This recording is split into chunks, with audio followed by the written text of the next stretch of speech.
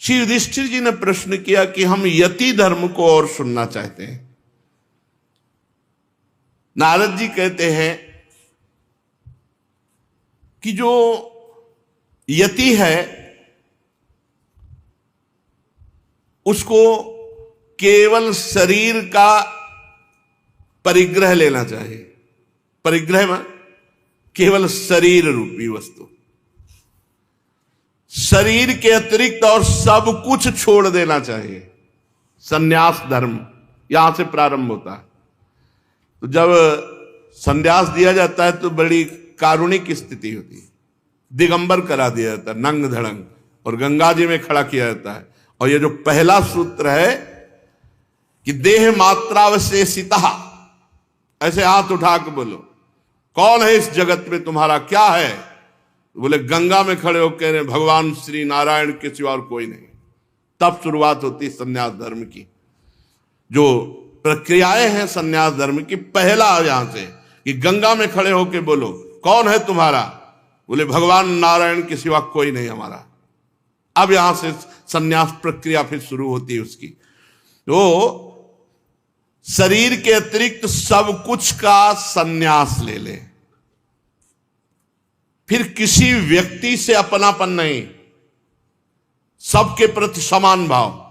यानी कि घर वालों को देखा तो खिल गए, इसका मतलब तुम झूठ बोले थे गंगा में खड़े होके कि तुम्हारा कोई नहीं, तो अब कौन है तुम्हारा निकल आया संसार में? अब कौन निकल आया? ये बहुत कठिन है, बहुत कठिन है। विरक्त संन्यास ये बहुत कठिन है।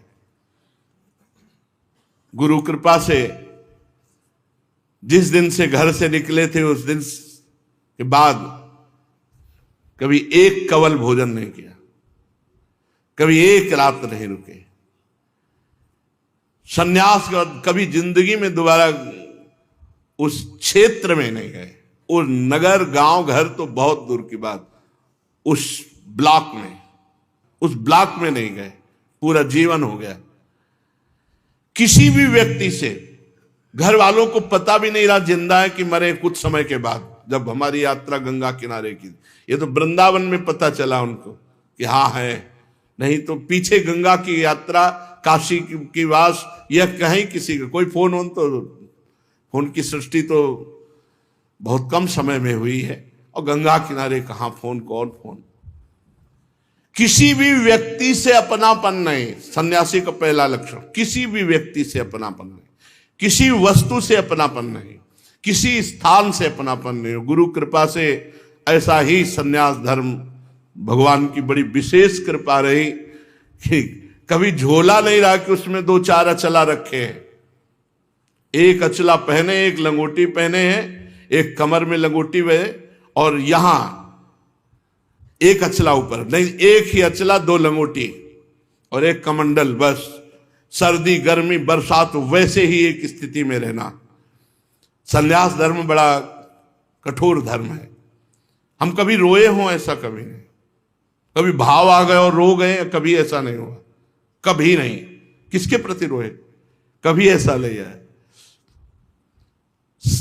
एक गांव में एक रात ठहरने का नियम लेकर विचरण करें। पूरे गंगा किनारे भ्रमण में एक बार एक गांव में गए थे। वर्षा हो रही थी, सर्दी का समय था, शरीर एकदम सांवला पड़ गया कि अब लगा कि रात्रि काटने के लिए कुछ गर्म जगह चाहिए, नहीं तो हो सकता है कि अब हम कल सुबह चल ना पावे। एकदम शीतल, वो जब सर्दी का समय। तो एक गांव में गए कि डर लगता था, क्योंकि जवान शरीर है और बनावट ऐसी शरीर की थी कि कोई विश्वास नहीं मानेगा कि महात्मा है या बनावटी है, नाटक है। अब 23, 24, 25 की अवस्था कौन रखेगा अपने दरवाजे पे? तो गांव के बाहर देखा एक जानवर बंधे हुए थे, तो उनसे कहा कि आप हमें एक रात्रि के लिए वास की व्यवस्था करेंगे? तो उनका हाँ व्यवस्था करेंगे, जहाँ भैंसे बंधी वही किनारे तुम भी लेट जाओ। उनका हाँ। तो उनका ओढ़ने के लिए तो देखो हम गांव के लोग हैं, कंबल देंगे नहीं, तुम लेके भाग जाओ। तो कहा, तो बोले जो भैंस को उड़ाते हैं वो हम बोरा दे सकते हैं। हमका पक्का दे दीजिए आप। वो बोरा ऐसे डाला तो शरीर गर्म हुआ। हमका 4 बजे यहाँ से निकल जाएंगे, बोरा यहीं मिलेंगे आपको। पूरे गंगा जी की यात्रा में एक ये केवल वास रहा है, नहीं तो वृक्ष के नीचे या किसी आश्रम में ऐसे कभी कंबल नहीं लिया आश्रम वासियों से, जैसी स्थिति उसी स्थिति, बड़ा आनंद रहता था। ब्रह्मचर्य का एक प्रभाव होता है और लक्ष्य का एक दृढ़ नियम होता है, उसमें एक अद्भुत आनंद रहता है। ये संन्यास धर्म, वस्त्र पहनने में केवल लंगोटी और उसके ऊपर ढकने के लिए, कौपीन के ऊपर ढकने के लिए थोड़ा सा वस्त्र जिससे गुप्त अंग ढक जाए, इसके अलावा कोई कपड़े नहीं सन्यासी के लिए। यदि वस्त्र पहने तो पहले तो केवल कौपीनवंता खलु भाग्यवंता, केवल लंगोटी धारण करे। अगर ऐसा है तो जितने से जांग ढक जाए बस उतना वस्त्र एक गमछा की तरह ऐसे धारण करे। हम एक ही वस्त्र ऐसे धारण करते थे जो यहां छाती से बांध ले, बस यही जांग तक जाए, और जब तक कोई आपत्ति ना आवे तब तक कोई दूसरा वस्त्र न ले। आपत्ति का मतलब जैसे भीषण बुखार है, शरीर खूब ठंडी से युक्त हो रहा है, तो कुछ वस्त्र उस समय तत्काल के लिए ले ले, नहीं तो नहीं। आश्रम के चिन्ह केवल दंड और कमंडल, आश्रम के चिन्हों को तब तक धारण करे जब तक अवधूत स्थिति नहीं आती, नहीं वो भी जैसे उड़िया बाबा ने दंड भी गंगा जी में विसर्जित कर दिया। सन्यासी को चाहिए कुछ भी संग्रह परिग्रह नहीं। देखो इसमें लिखा है वह कोई भी वस्तु संग्रह न करे, संग्रह के लिए बस पेट ही है, जो मिला डाल लिया, नहीं मिला तो नहीं मिला, कल के लिए क्यों रखे, परसों के क्यों। इतनी हरितकी का टुकड़ा रखने के कारण महाप्रभु चैतन्य देव ने अपनी सेवा में जो थे उनसे कहा चलो गृहस्थी में जाओ, तुम विरक्ति सन्यास के लायक नहीं हो।